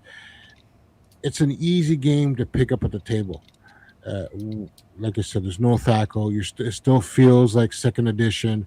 It still has that old school feel to it. It still has that little grit to it. And so that's the ease of telling a story using the Siege engine makes it a lot funner for people to interact, right? People seem to interact a lot more at the table. You're not worried. It's pretty simple. You still have your set of stats. The only biggest thing is you have your prime attributes and your non-prime, and that's a simple for CK, which is their version of a dungeon master. When you're rolling for prime, it's a 12 or better. If it's a non-prime stat, it's 18 or better. So it's very simple to introduce new people to. The learning curve, what I found personally teaching, and I ran a bunch of demo games this year at GaryCon for people just walking into the room. You're able to run a game within an hour and get people used to rolling dice, role playing in a scenario, and the ease of the game is what brought me to the table and keeps me at the table at the moment. Sounds like you might play a little different than I do when we're playing our game of Castles and Crusades. I wonder if With Anthony? I wonder if he does his setup a little. Anthony's definitely old school, and he does like to tweak rules. He's redoing AD&D to make the early levels a little bit more heroic. Because I wanted to say 18 was our DC for everything, and then it gets adjusted for the level of 2 we're going up against. So you might have to roll like a 22. Yeah, well, and the thing is, you get your pluses for CNC, you get your pluses per level. So if you're a level 10 character, you automatically have a plus 10 to hit, right? So the ease, but yeah, the standard, if you look through the book, it's 12 and 18 for prom and 9 prom, and again, what they do over there differently is they're putting out stuff, right? And they're not afraid. They have a catalog of material that they go through, and then throwing Gary's work on top of that, and then taking Amazing Adventures. So Castles and Crusades is your fantasy element, and Amazing Adventures covers every other genre that you want to play. So if you want to play a World War II campaign, you would play it under Amazing Adventures. If you want to play a Lost Worlds noir style game, you would use Amazing Adventures. You're playing heroic knights and sorcerers, you're playing CNC Castles and Crusades. So the siege system that they've created adapts very well to any genre of game that you want to put at the table, and which gives a lot of people the freedom to create their own games. I was trying to explain the siege system to a person I follow on X. His name's Noble Shield. Seems like a nice enough guy, but it was really hard to try to explain to him that it's not house ruling, it's the way the rules are written. He's like, no, it's just a house rule. And I'm like, no, the siege system is allowing you to basically do whatever you want. You have to be creative with it. And he just didn't get it. And I think some people just are incapable of reading, and it's a failure of the public school system. But so I love the siege system because it does let you do some crazy stuff. Harmony's in our chat. Harmony. She's on a Rumble, just so you guys know. Welcome, hey, ladies. Harmony. Oh, Hey. speaking of Why which, gotta leave me as the And only girl on this panel? Where Altiar, are you? Altiar the Blue did ask, where does the panel see the hobby in 5 years? They're gonna Good go question. super app based, and I am gonna dislike that. But I do think I apps think are. that's yes. Yeah, I a lot agree. of it. I think they're going to try and monetize every nickel out of your pocket. Subscription everything. You will own nothing and be happy. Hmm. Even your digital dice will not belong to you. Oh gosh. You know, if I had known Paddy was going to be here, I would have just actually not came and played Icewind Dale since I bought it and installed it last night. Nice. The old one? The original Icewind Dale, yeah. dude, You Bjorn, bought it? Bjorn Dude, I've got loaded the up disc Neverwinter sitting Nights over there. as I was walking in. Like, Like it I won't heard be the on music Steam. for Neverwinter Nights, and he was rolling up a character. I was like, "You bastard!" Wait, we should figure out Neverwinter Nights. We could probably do a online game of Neverwinter Nights where we're all playing Neverwinter Nights and streaming it. That'd be We sweet. could. We totally I don't know. could. Like, do you think in subscription fees? I say this with a grain of salt because I think like every YouTube channel has got like a Patreon or a premium subscription thing, but you don't really see indies subscribing to the subscription model as a form of delivering their games. But do you think we're missing something? Like, do you think if we were able to coalesce together as like, so like, let's say the Indie Game Guild, and you bought an Indie Game Guild premium subscription, and every month it came with like White Shark Quarterly, and inside White Shark Quarterly you got rules to a game, and you didn't have to access it through like White Shark Premium, download this software like EA or whatever, and you own the files that you got. Do you think that the indies are missing something as far as monetizing and becoming successful? Because for all of the complaints of the subscription service model, people are still buying that stuff in droves. Meanwhile, a lot of indies, not all, but a lot of indies are struggling to keep their heads above water. Well, first, I canceled my disagree. D&D Beyond subscription finally after years of not using it and paying the full tier. So I'm getting away from that. I'm going to disagree with you that indies don't use subscription models, because every single indie person that ever previews their stuff is always talking about their Substack, which is a subscription model. Fair enough. Okay. Yeah, because I should say White Shark does that too, and I did mention like YouTube channels and such. But what do you think, Frank? I mean, one of the challenges is that it's really easy to own too much crap. And with you have like a million game options, you don't actually like. I'm in a position where I do not want to own very many more things because I have no place to put them. And so I understand like the idea of that, like, oh, let it just live in this sphere, but it is empty. There is like, it never feels like it's actually yours. And so, physical media is the king, but I don't know that it coincides healthily with the amount of options we have for games, because not everyone can reasonably collect all those indie games and physically have them. So it is a trade-off and a double-edged sword for sure.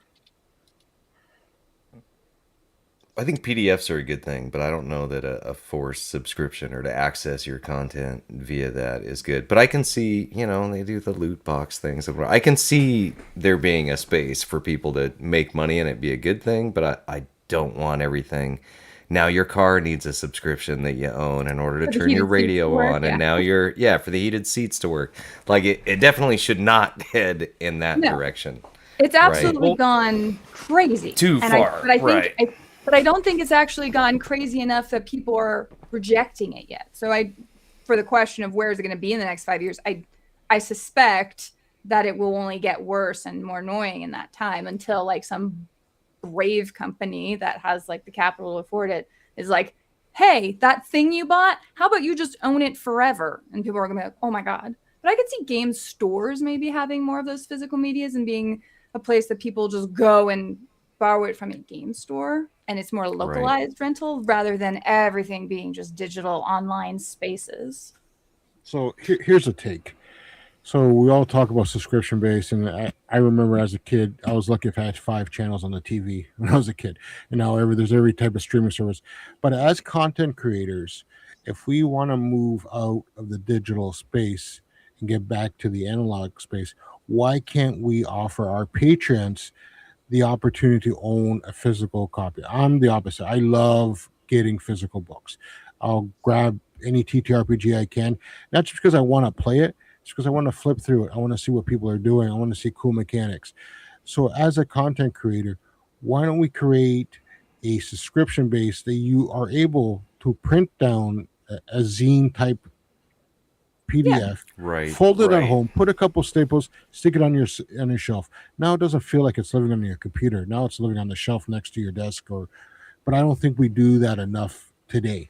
So moving forward, I would like to drive more of an analog system where we're offering people more analog choices instead of just a digital PDF. Make it easier for them to Right. print at home, put a couple staples in it, or stitch it up with a thread and needle. Patty's gonna.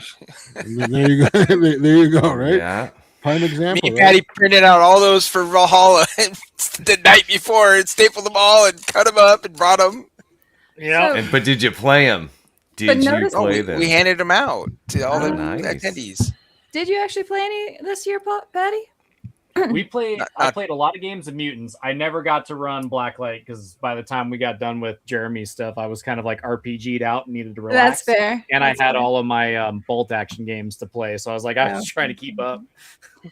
The small zines like what Patty has there, or if you look at Adam from Tabletop Minions, him and Vince, they put out small games that don't take up that much space, and they still do the physical copy, and they were doing kind of the zine style for a while. I think Yeah, they do that's print on very demand viable. stuff.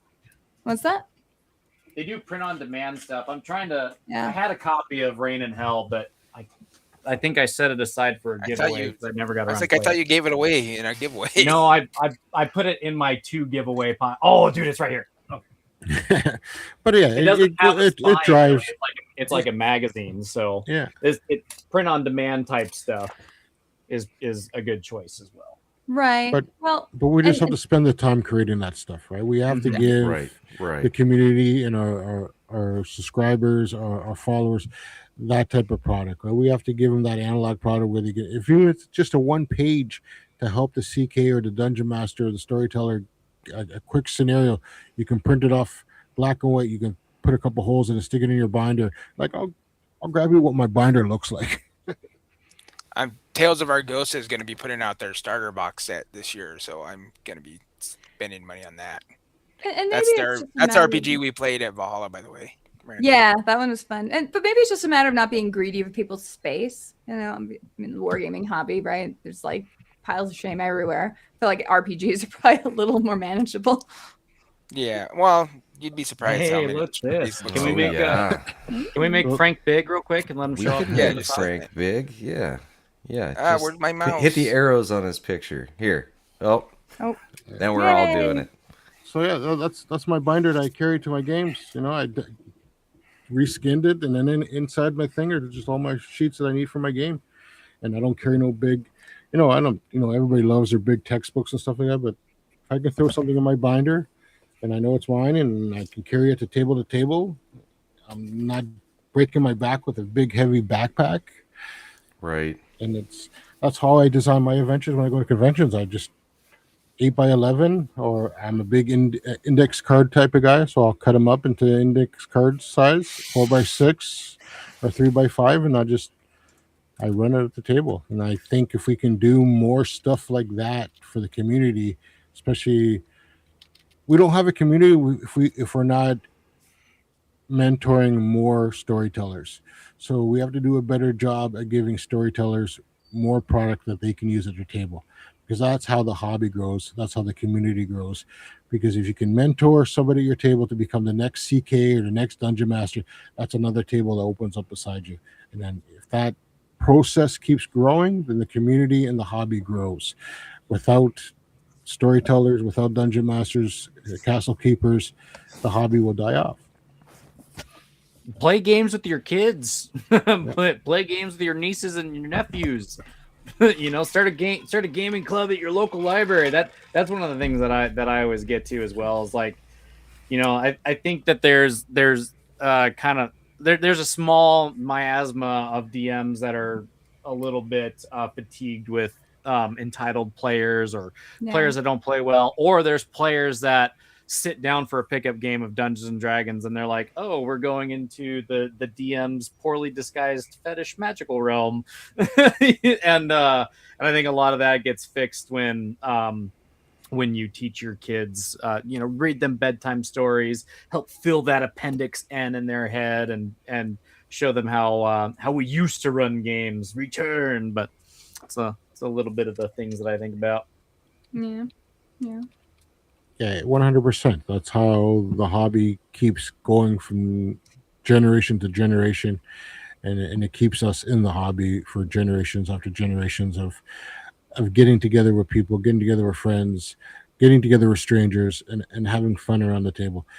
Bottom line, it boils down, you're just sitting at a table rolling some dice and telling a story, and you just have to make it as fun as possible. And I'm a big believer, for me, when I'm at the table running a game, it's not about my game, it's about the people at the table. I want them to immerse themselves in Feral, in Castles and Crusades. I want them to, if they're playing that fighter, I want them to play the fighter the way they want to play the fighter, tell their story.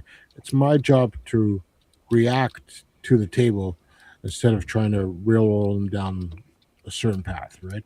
And a lot of products, when you look, we'll go back to WotC, what you look at a lot of WotC's products over the years, it's very one path storytelling. It's, you go from point A to point B, come back to A, go to C, come back to A, go to D, and it's a very train tracky down the one road you go, and there's not a whole lot of interaction. So to be is that by necessity to fit something in such a small single module package or a box set? Like there's been some amazing sandbox campaigns made, but on the commercial side, do you almost have to do that unless it's just a bigger setting book or something?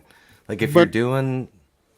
But who are we trying to cater to? So are we trying to cater to the players, or are we trying to cater to the DMs? Because they're not small books, so they're 150 plus on average, right? So they're a tome. You're paying for a couple hundred pages worth of product. But how many times does a player come to your table with a book saying, hey, want to run this, right? It's usually the dungeon master or the leader of the group that's going out to buy that product. So why are we creating a 80? So up here, a WotC book costs me about $80 to $90 Canadian. Right. For something that I can't guarantee that my table is going to make it from the front cover to the back cover. Yeah. So yeah, I'm definitely a fan of the much smaller old school modules than the new big book tomes that you may or may not play all the way through, or may buy and not enjoy even on your first read through, or be overwhelmed, or it's not put together well enough. So is I'd like to see us getting back to that more small 30-page, 15-page. Yep. Professor Dungeon Master, one page each side, 2 pages. Like, here's everything you need. Here's the map, the key locations, the core people, the stat blocks, boom, go, right? But does that put more work on the Dungeon Master technically to fill in? I assume those larger tomes are designed to maybe remove the need for creativity from Dungeon Masters. Is that correct? I think that was the intent, but I don't know that that's what they achieved, right? There's a balance to strike. Yeah, right. And I think you spend more time prepping for a game using a book of 150 pages than you do playing the game. So if you take an example, like if you take Hamlet, which is a classic little module, it's not an adventure book, so it was a module, 30, 40 pages tops, whatever it was back in the day, but it gave the Dungeon Master everything he needed to run the game. And it gave you the freedom to add to it the way that you felt you needed for your group. So you had enough there to get you started and still give you the flexibility to not spend 3 days before you play prepping for the game, right? Like that's what the burnout when it comes to a dungeon master or storyteller, it's all that extra prep that you have to do. So let's create products that take that prep time away from the people running the games, but yet give them enough tools in their toolbox that they can just throw on the table and have fun with. Right. Do you have this problem in wargaming, Miranda? Do you have to do major prep in building your armies and getting ready for the? Do you need to spend? No, 3 she just days has the before a painter battle? flow painter. Yeah, I have outsourced my painting. Thank God. No, painter flow. She's actually amazing. She's great. I was gonna say, does Tommy build your list for you too? No, absolutely not. No, I definitely build my list, which is why they're all weird and zany. No, but interestingly, the last few years has seen a shift toward more wargaming, leaning into narrative play.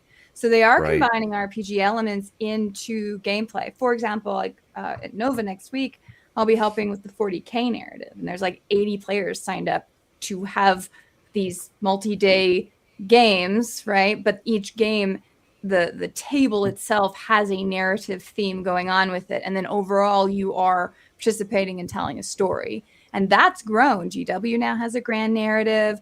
The War Machine group, they run narratives now, and so it's interesting to see kind of the RPG side be the olive branch to the casual players in wargaming, because that is what the casuals get if they don't really want to be participating in GTs. So both need preparation and practice, but I mean that is the case with any of it, I assume. Just as a quick go back to like the Village of Hamlet, which I believe is one of Professor Dungeon Master's favorite start off settings, and leads into a lot of his stuff. But so just to talk about, like, Chubby Funster talks about cognitive load. You want to sell stuff that reduces cognitive load on the Dungeon Master, so that way players can really sit down and enjoy what's going on. Dungeon Masters aren't, as much as I love Gods of the Forbidden North, this is a tome, right? Big shout out to Rob and all of the team that put this together, and 2 other books just as big. But I think it was, one page was to reduce a lot of the overall prep, because at the end of the day, some players groups, and your mileage varies, that some groups you'll have a big module prepared that you'll have sat down and read and studied, so that way you could follow along with the players with what they're doing and make it a seamless experience. While something like what Professor Dungeon Master is doing is like, hey, this is the overall narrative. These are the points of interest. Everything else is going to have to be your improv or your ephemera. That way you're not spending 3 weeks preparing for something that your players aren't even going to engage with anyway. And I don't think that's necessarily a problem with wargaming, because wargaming as we know it these days is a little bit more railroady. Like I pulled out my War Machine Oblivion book, which is a narrative campaign that takes you through a tree of choices. I really like that type of stuff. This is another book that does generally that. Frostgrave is a very 100%. Frank, I think you brought up right before we started Mordheim, right? You said you said Mordheim, so you're familiar. Again, whether or not my brother agrees with me, but man, I got a reprint of original Dungeons and Dragons right here, and right there on the cover, rules for fantastic medieval war games campaigns playable with paper and pencil and miniature figures. Right there on the cover. D&D is a war game, baby. And it just all some war started games at don't the- have enough RP, right? Exactly. That book right there started off Chainmail. So, Only one here that's played it is me. So kind of what I was saying earlier, with video games and RPGs, like, war games so that basically was, I don't know, Peter Cushing and all of them were getting tired of playing the Battle of Waterloo for the 15,000th time and wanted to do something different. Had to get some dragons and elves in there, man. Yeah. Something. Well, if you trace back its roots, like with Gary's original group was a miniature war group playing on a sand table. Dave Artisan out of Minnesota. It was a miniature group that all came together. Right? And if you listen and you kind of do your research on it, all they wanted to do was, instead of playing these big armies, they wanted to play the general, or they wanted to play the rifleman, or they wanted to play Right. the militia guy. So that's how D&D came to the table, is taking the elements of wargaming and shrinking it down to an individual character. And when you listen to a lot of what Gary and Dave talked about early on in the early days in D&D, they always said start small. Start with that 4 to 5 house village and build out of it. If you look at Greyhawk and the way Greyhawk was designed and Blackmore was designed, it was always designed to give you enough to get started, and then you had to create everything else that you wanted to continue the campaign. So that's where the hobby, I believe, needs to go back to, is giving people enough stuff that they can put at the table and build from and kind of build outward. We need good stories that people want to play and participate in. Bring back some proper heroes' journeys. Dude, I mean, just a quick shout out to mutual friend Travis in Full Metal Tilt. Like, it's a jousting game, and the resolution for the jousting tournaments is so fast. I mean, it's incredibly fast. It's very tight rules, but you can turn that jousting tournament into either like the linchpin of a greater role-playing game campaign, as you get favors from princesses, or you quest for your knighthood to compete in these games, and so on and so forth. It's really cool to see what people are doing with it rather than pigeonholing. But there's some obstinate people out there that have blinders on. They have no ears to hear, no eyes to see, and they're missing out on some really great stuff, I think.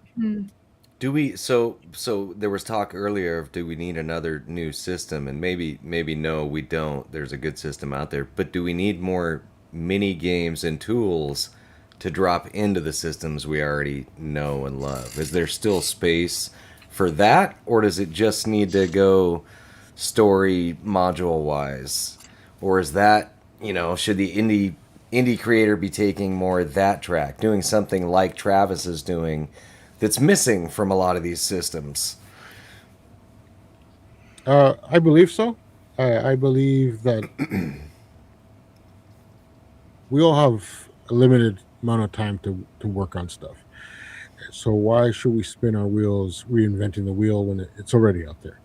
I think as creators, I think we need to create product like Feral, which is a TTRPG by its roots, but it's a different era, a different universe, a different location, different classes. I think that's where, for me, that's where I like to spend my time, is developing new classes. I'm not so much about mechanics. There's a lot of good mechanics out there that you can adapt to and you can use. There's a lot of third-party licenses out there that support the creative voyage when it comes to stuff like that. So I'd rather give somebody a unique setting that they can play in, a different class, spend my time on mechanics on the class, giving abilities and equipment and stuff like that, a different era to play in, and give that to the storyteller and said, here's all the tools that you need to play Feral in Northern Ontario. Have at it. Nice. Just for reference, the Village of Hamlet is 26 pages. The adventure starts on page 5 and ends on page 19. Nice. So it's And everything else is for the dungeon master to use as he needs it. And again, it gives you a village, it gives you a mode house, it gives you all the tools that you need to start a campaign within a couple hexes, and then grow it from there. And then Horde of the Dragon Queen, which was the initial adventure, not the starter. I could have opened the starter adventure, but I opened the first book that came out for 5th edition. It's 126 pages. Right. Right. Adventure starting on page 6 and ending on page 122. And it's not a place to just start your first level characters out and grow. It's No, to take you from level 1 to 10 or whatever it is. No, it's 1 to 5. 1 to 5. Yeah. That's level 1 to 5 for that. I've run it multiple times. So imagine being a new dungeon master, and you have to go through that tome of over 100 pages to run a campaign just in that book.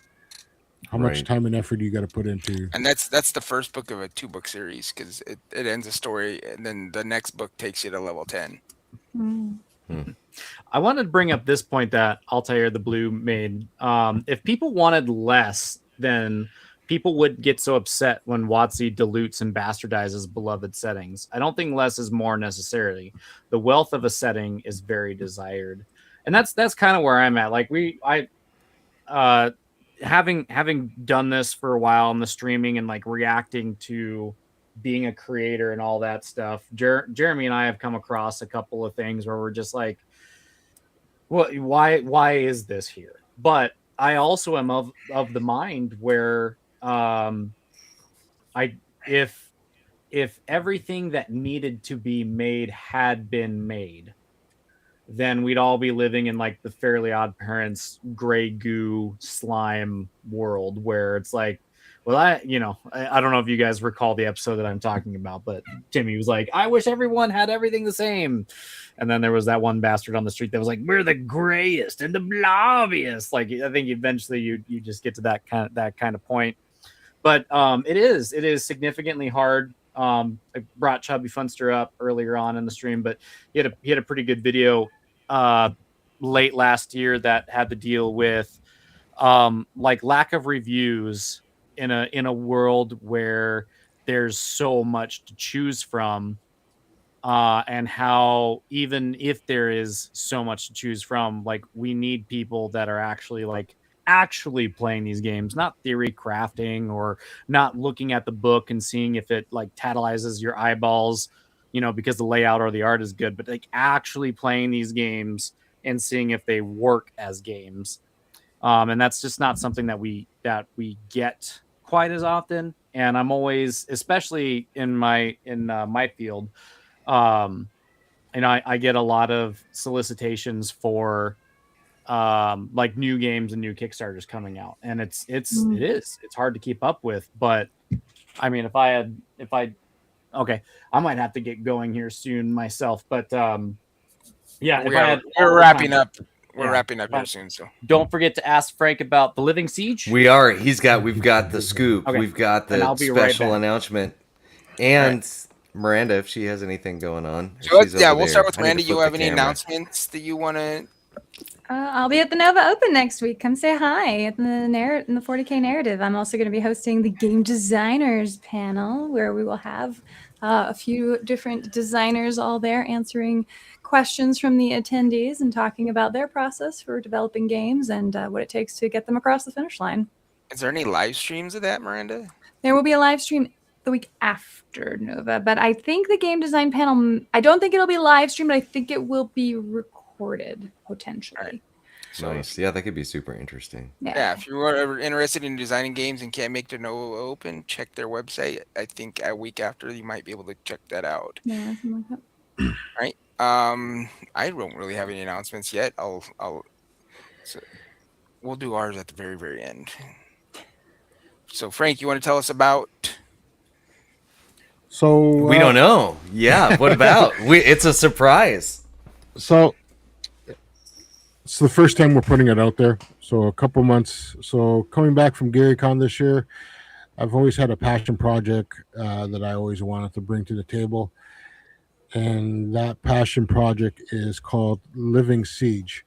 And what Living Siege is we're going back to the club level. We want to introduce club play back into the world of TTRPG. So with that idea, I have approached Trollord, and last week we got full approval from Steven Chenault that we are taking Living Siege into the world of Arid. And what Living Siege is is I kind just of like figured- kind of like living. Well, you Living living Greyhawk used to be, but instead of all that paperwork and people, the triads in different parts of the world, what we want you to do is to make the world of Aird feel alive, to have multiple CKs running campaigns inside the world of Aird, and everybody playing in one shared world. By saying that, what we plan on doing is we want to run, so taking a little bit from the MMO world, because I did spend a lot of my time in the World of Warcraft. We want to create live events that clubs can take part in. So what we're going to do it is we're going to have like world bosses.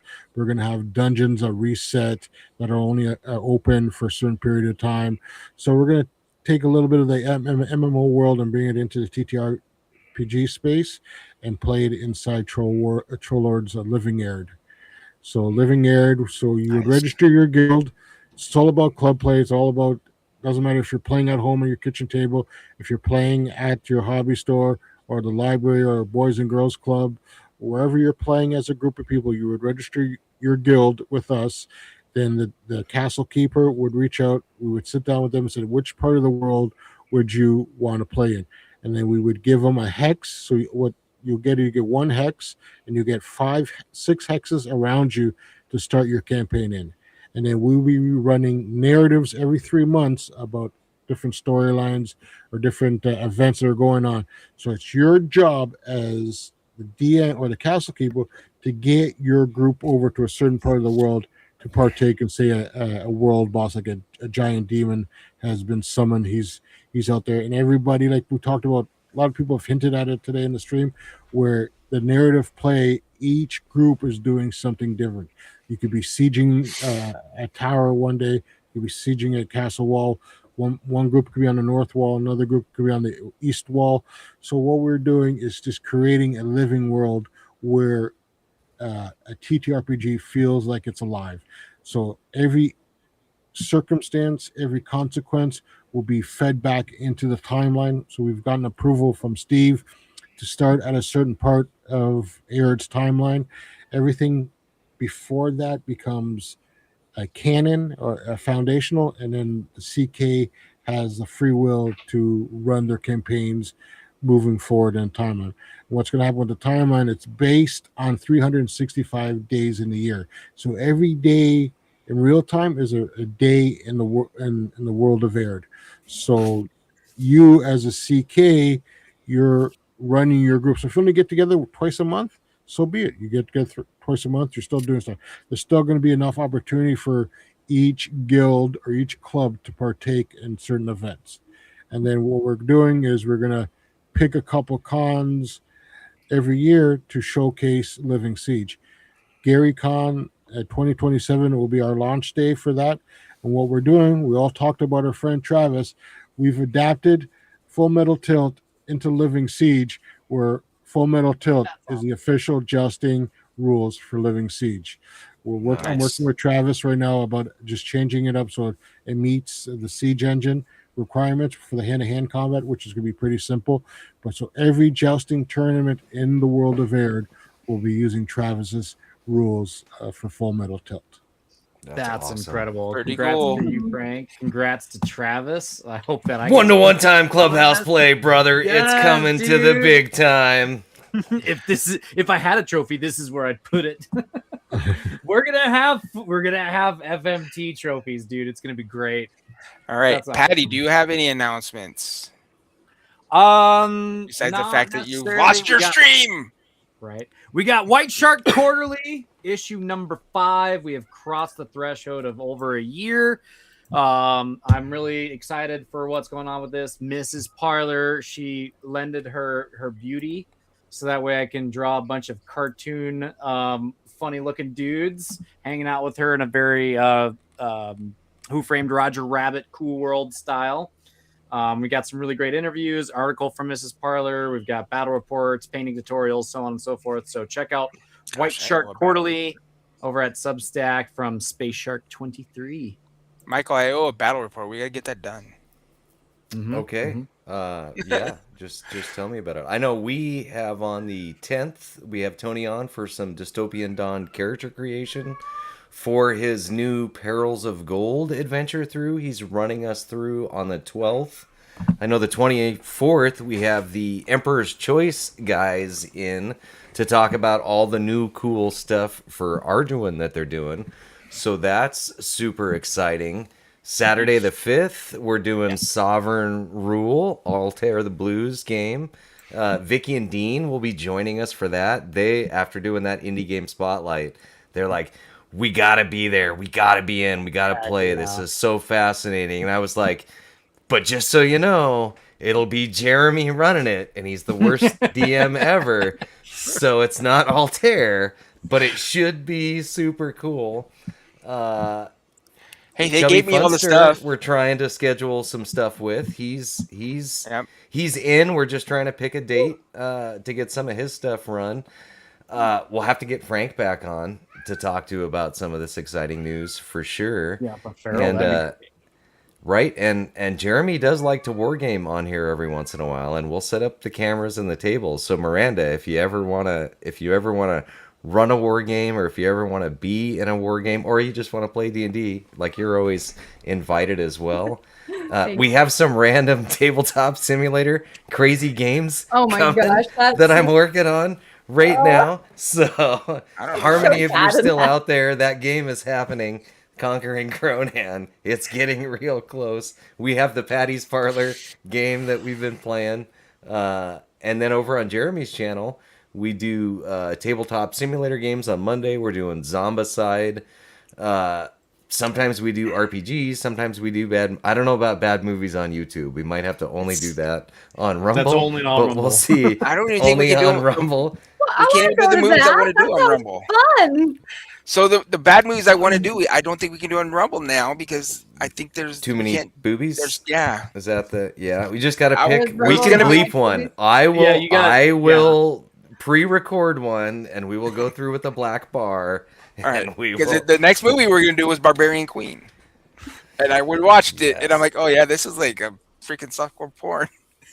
Oh my goodness! Yeah, we gotta bleep that out and put like really awkward elevator music, and it'll let you guys catch up to the commentary. But I was gonna say we gotta get disembodied voice and painted flow, like especially if you do anything that's horror adjacent. We need to get.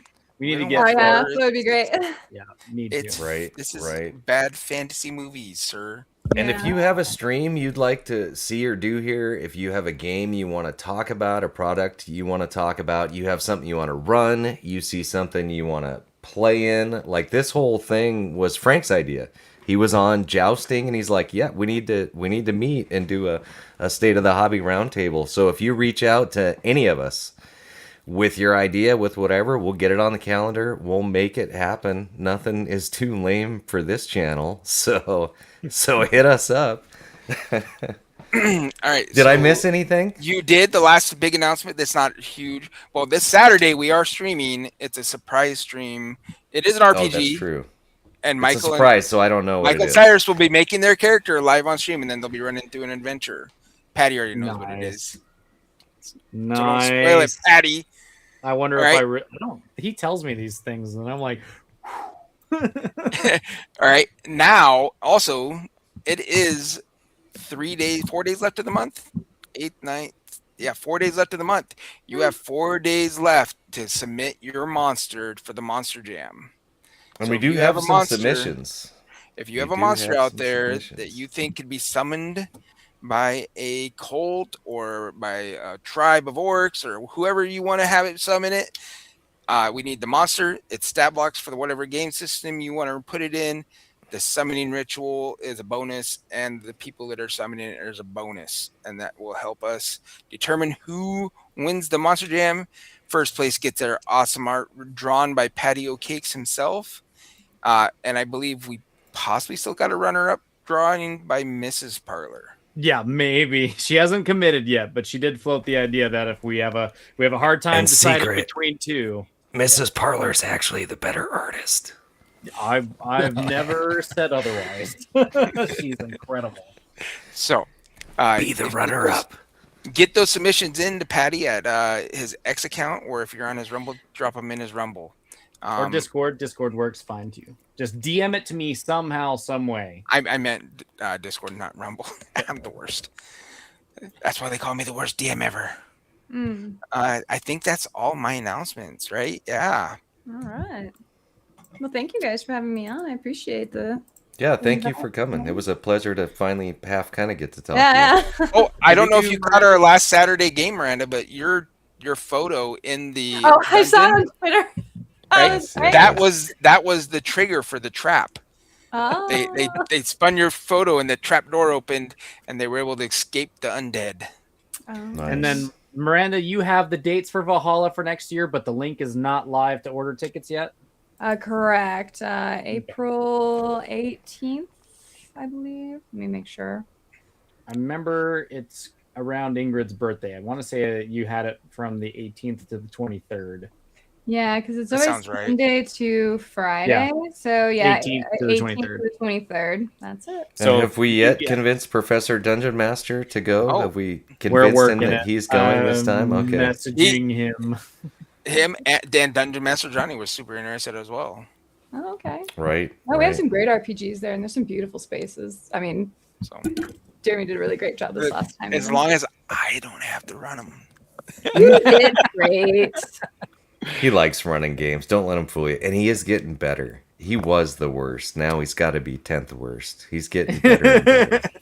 We haven't gotten him full funny voice yet, but he's getting He's there. moving up the scale. Yeah. He's moving up the scale. I don't do voices. I'm not a theater kid. All right. Well, right. thanks, Well, folks, thanks for the Let's opportunity. it was that an absolute outro. pleasure, and we'll see you on the flip side. Heck yeah. Thanks, guys.